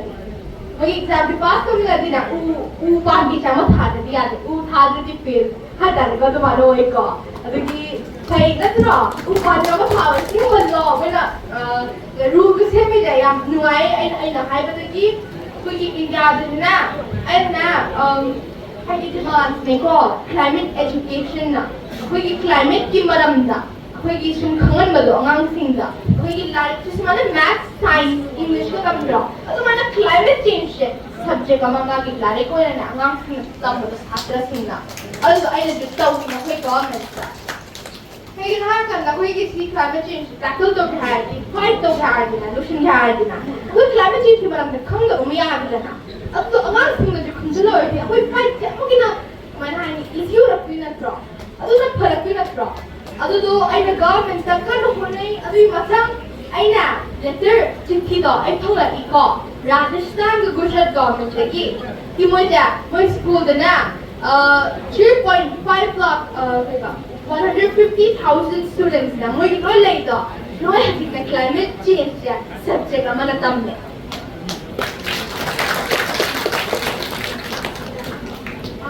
adu tambada ai ki request aina haibada ki namana tamba hore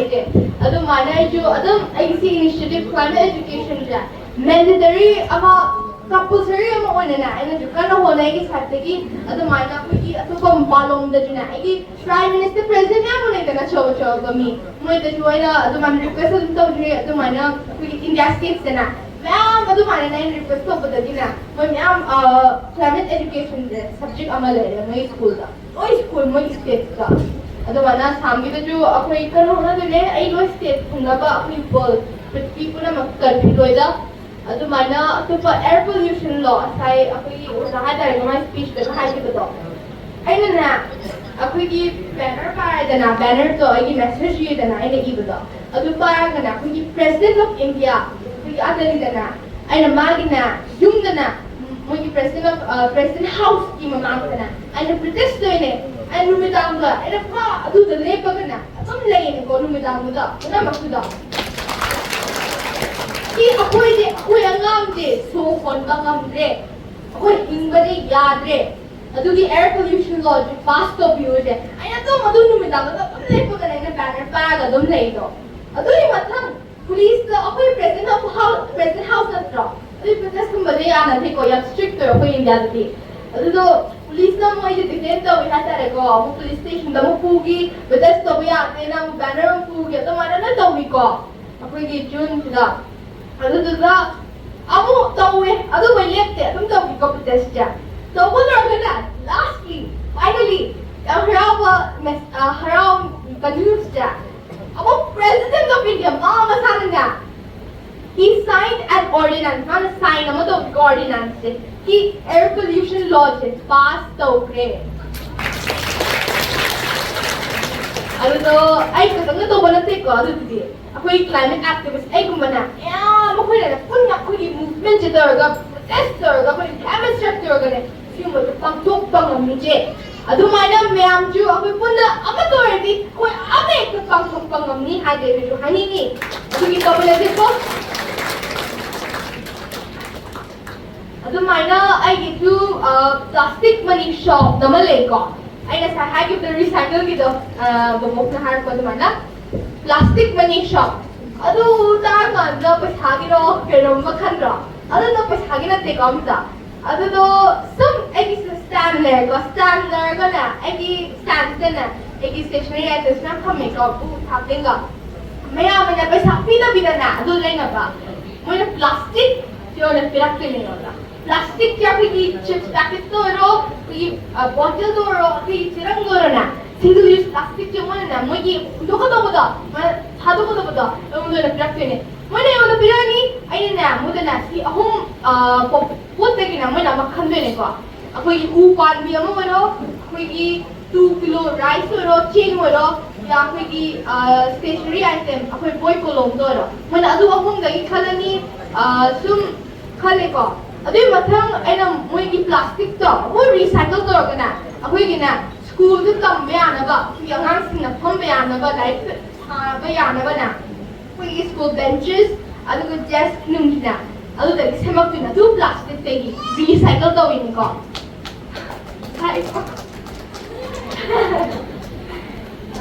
आद्रास climate change ने अंदर थोड़े ले हनी हुमांगा थोड़े climate change नहीं करते ने ma'am कोई Honey climate change face करेगी का अदुदो वाली कांदा अपनी रिसाइकल तो बोलो का इना मु तो का ना साफ फंगनी ना एना मीना मोइले लर्निंग तगी मोइना मैंने प्रोसेस स्टोर ने का आई मिशन जैसी प्रोजेक्ट तगी ना कोई सिंगल यूज प्लास्टिक चा to stop the single-use plastic waste from reaching our oceans, rivers, seas, landfills, etc. कोई plastic क्या कोई ocean का कोई water body में ना कोई sea हटा को sing ये जगह कोई sing तावत तो ताहन में ना लेफर ना बना ऐना तो ही नहीं कि अदो plastic तो मने अदो बिरा का अदो मने plastic तो बोलो लेफर ही नहीं कोई landfills जगह वो garbage dump oil लगते हैं ऐना तो ही नहीं अदमाइन तौई अदुगा स्किप प्रोजेक्ट दिना अखोगी USA की अवार्ड टू अखोगी एंथम अवार्ड न जो याम फंगी को अदुबा अवार्ड टू याम रेकग्नाइज तौबिरगा अदुमाना फुंगुकी सक्सेसफुल प्रोजेक्ट मोइ को हरि चुमी याम अखोगी इंडिया की स्टेट ना एंड मोइ जे आई इनिशिएटिव जे आइडिया ता लरगना मोइ जो याम होगा होकी को याम हरावी सानगा इनिशिएटिव पास ऑन तबदो अदुमाना अदुगा आइना मैम गिनेस वर्ल्ड रिकॉर्ड खंब्रा खंगा होय अखोगी वर्ल्ड रिकॉर्ड का तो अदुगा आइना अमा आयोंगा फंगे को आयोंगा फंगे गिनेस वर्ल्ड रिकॉर्ड ता आइना अखोगी क्वाइट अचोबना आइना प्लास्टिक सेंटेंस अमोगी को प्लास्टिक बोतल तो खाइना अदुगा आइना मी मैम दे इनकरेक्ट तोरगा आइना सेंटेंस अमा साइन को स्कूल दे स्कूल को पुन्ना थाबदो आइदा अचोबा प्लास्टिक सेंटेंस थागे मने को अदु हाय अखोइना इग्रीदा सेंटेंस अमा थाग्रीदा प्लास्टिक बोतल देगी होय अथुबी मतलब दा अखोइना थागेदो save our planet and our future अदु अचोबा द अखोइ छाइदा फाइदा चोबा अखोइना पृथ्वी हानला लपे को अखोइना रिकॉर्ड द ब्रेक तौग्रीने को स्कूल तो बना तौरे अखोइना मम अखोइगे अतोबा सेंटेंस तौगना मगी रिकॉर्ड अखोइना मो थुगाइग्रीने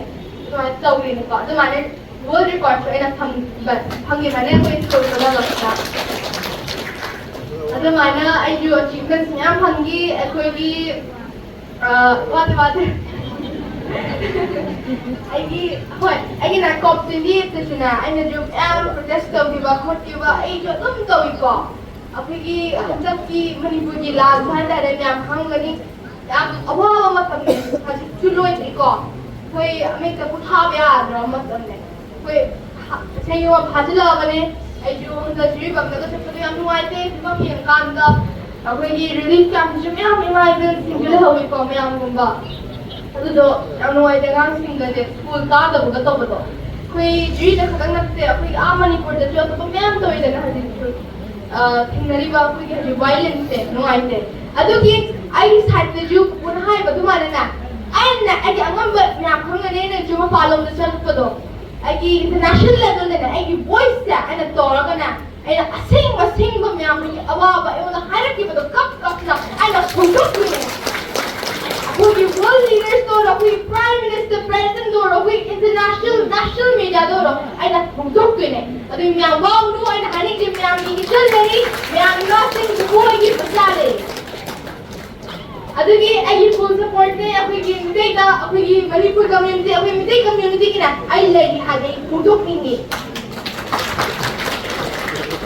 अखोगी हिमालय बाक काय में आरोय तकानो तो काय में आरोय कोई हिमालय बाक ने आज फरे जे खाई अदुगो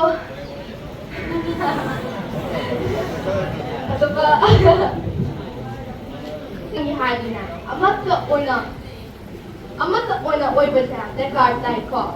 अखोइना सुम अखोइ मेटे कम्युनिटी जा तो बस स्टेट याम तो जुलाइदना नत्रो कोइ पालो तो जुलाई अथवा कंट्रीज से जो अखोइ मणिपुर तो जुलाई अखोइ फादे जुलाइदना इना ngasi ka थेंगनेदे अदो तो कोइ पुन्ना अमत ओना कोइ मेटे कम्युनिटी जा अमत ओना अमत दरकार ताई को अमत ओइबो सी लान जा तुम तौबिनी को continue again na high ni abi amata oije me apun na unite oina amata oina ko fight to je ako imale ba ako ena handak lai je ba mo ni mi na thona hak ka bane ai myam da thona hak ka bane lai je ko su practice ko the thona do ko mo do unhan ne ko unity do ko mo do unhan na ma oi ba ado do unhan je myam ai swali gi loshna ba to je am sa na ne ma le ko ho to je slogan je na ma da wi ne ko ko imale ba ki da makta ko prithvi ki da makta ado the English slogan na ma da the ko ado di ai na ha je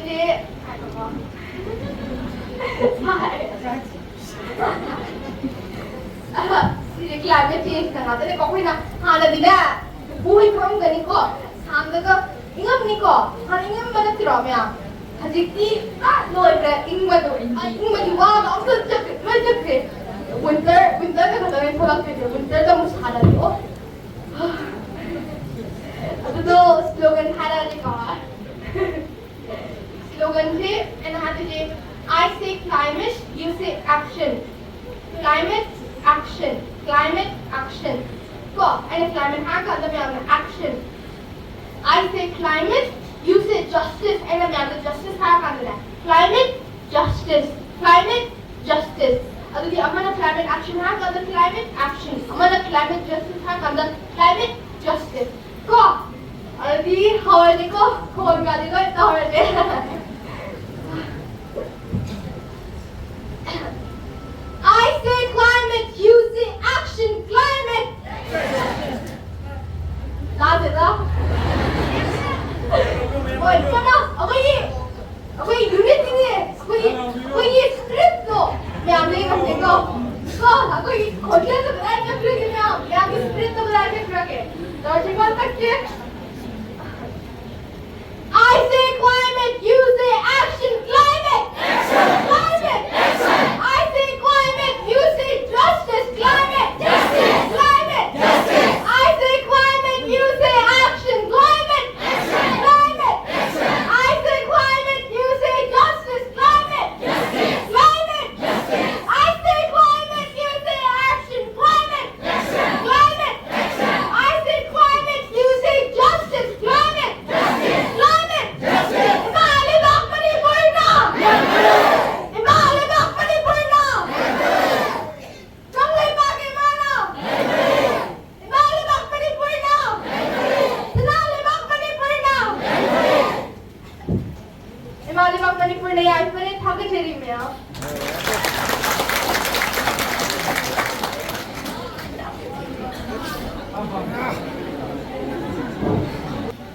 Sana handak MP lagi betul.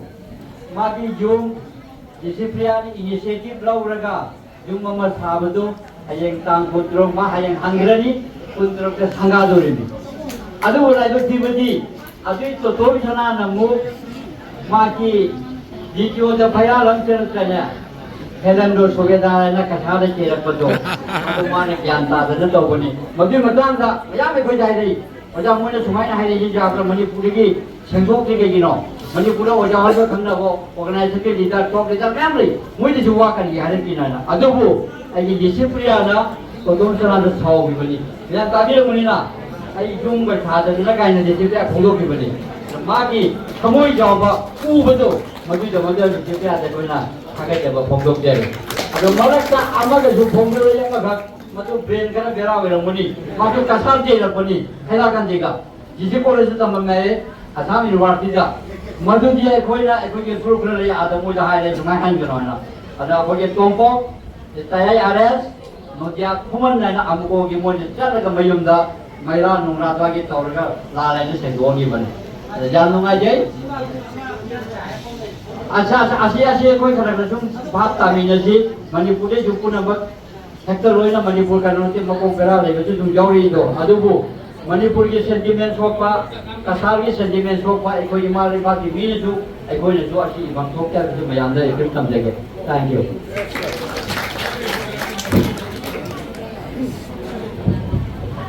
Jadi memang punya hal bagaimana juga hendak dalam sana, aku itu dalam sana itu sahabat juga. Hendak innovation macam tam kunter okey ko. Karena hek swidagi thogana. Which side is thogana? With 25 tani ko hang ko tuja. Adu mata next to it 36 tani ko thangam lu mit. Kami miyam la kini guest do. Adu mana miyam ki oh lamati la pa ya ba do. Adu yes do ko gina ko palan ni gina ko miyam la kini ko kai tubam ne nga ka. Adu do ai na sani ni ja. Ai na ai hadi to ni plan ja. Drama, I yung drama sana ba na ay tawag ni ko, ay goal ni aim sa. Ano sinabi niya, kaya ko, yung sabi ko niya. Mali akan daw ay yung sabi ko ni. At mana yung ka na may sabi daw ni. At mana yung drama yung naman na, ay yung ka na daw ni. At ako yung sabi ha kan na. Ay hanggang ki lan ako'y violence kaya ni yung truck di ba yawa ako'y yung bakay di ba ako'y sumada rin ko may hindi na hindi kaya nagulay niya yung na di ba ako'y violence yung victims niya na ay na may yung sabi na ko ado kada bida ako'y hanggang i-flood din na since ako lang kung dito ako'y hailstorm na dito ako bida na ado yung victims dito ay naman yung sabi ko ne ay yung isama amoy ko ay yung cover sa kanya ado ay yung ako ini ko may amoy kita basta ay yung some isale di kahanin mo ne ako kiram daman ni ko kile ay lady di kahanin ko to tumana sa may mane ado yung may ampi ko support of you sana ako na bitala pa ya di tapiyo ko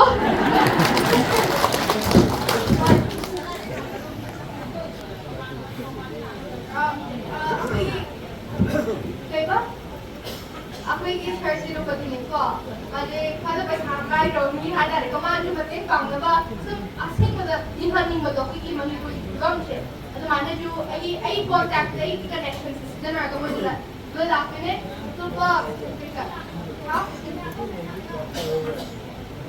Ako yung na to pa mas ko to na. Kung president gade, ako yung to pa country ki dena pa ko na ba do. Ay gilway ay kada ne mo dula dakini ni ko. Jaga kami gade. Kami ado bu yaadi to tapiyo ko मैं आपसे तो तुम you Shiva support है तुम भी हो अरे you खाते जे तुम फिर देखिए तुम तो गया ना कोई की कुछ हाथ में हम चाहिए लाख यू खावला ado की बुती कोई तो मैंने मैं आपसे तो सपोर्ट तो भी हो हमका है कि को लाख के 8 लाख यू सगा बन वेदा अब चली ay thakalag din ko uy virtually with order ko social media daga to mana live hara ko na ato mana bigit na din kaya ko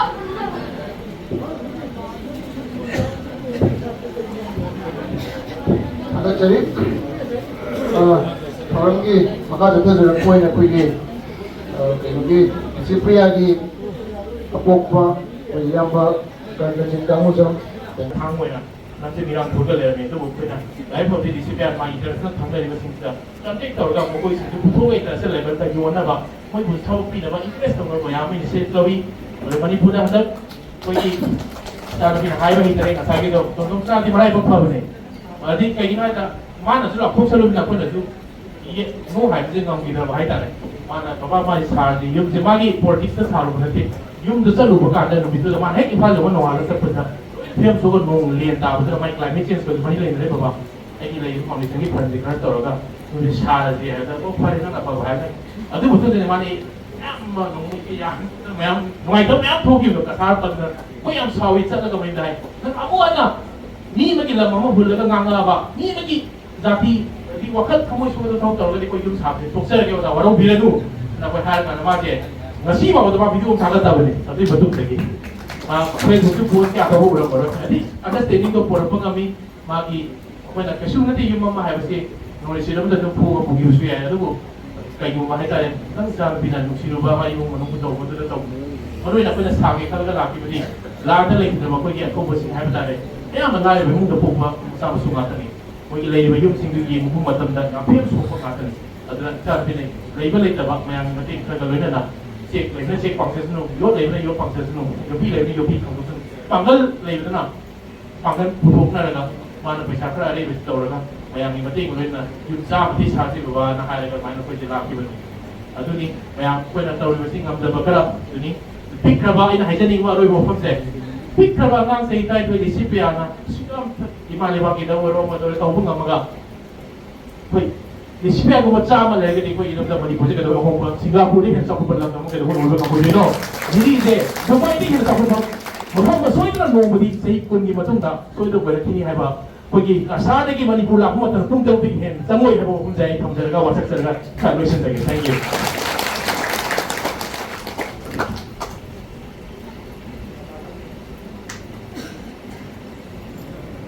सभा समिति में तौरगति सभापति आइबा अमल लेबनिना नतिजा रोजु एहापु सभापति ओइना नसि फमन बिदिगा मक्का यंजन बिबा इमा सिंह अमसु अजात सिंह मरमबा खुनिमपु तविमन खंगो चरी अदुना वारोइ संघी सभापति की भाषण जे तंगाई फदना तौरबा यादबनिना अदु तौरबगी तजादो जौने अदुना आन बदाई हाइलेंगी जे एकोय की भाषण असे लोइजरगा थागत वाई पीरनी अदुगी मथंगा एकोई पुजा पुजादगी लाइबा एकोई मरा पाजी इमा सिंगा तो कुछ नगनी बदुगी थमंगो लरगा मया मकोई नुगेन थमिनना बदुगी मक्का आई मसिमा नांगोंना ना खनंदे असेवनी मसी थौजोंनी पिकलिबाना कई तरह की जोइता सुरिबा अगर इच्छा गुमलबी इशू गुमलबी असे अईगी मियंगदी मान हाइदिबा प्लास्टिक रिसाइक्लिंग हाइबदो अखोइगी मियोइबगे आत्मासि चु रिसाइक्लिंग तौया गीतादा हाइबगुमना आत्मादि सिब लैते अखोइगी हक्सांसिना मंडलागा सिदोखिबतनि हाइबदो अदु मसी रिसिपियागी आत्मासे अंगांग नते अहन्नि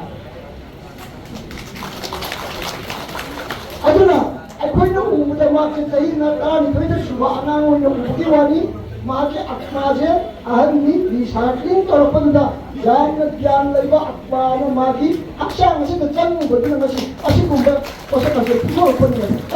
एक्सपोज तोरपदा असे मालेमदा पृथ्वीदा अखोइ ताइबंग मियोइ पंगबा अखोइदा मसे अखोइदा फुजन पिनबा होनै सुबनागी रिसिपियानि वात नते जेम्बियो अखोइना मरक मरकता वाट्सएपता नत्रगा अखोइ यूट्यूबता उबनी अगांग पिसक अमदा ममागा पुरिरगा कयानो चांग पुरिरगा कयानो फुटक पदा हाइबा ngamiba अगांग अदो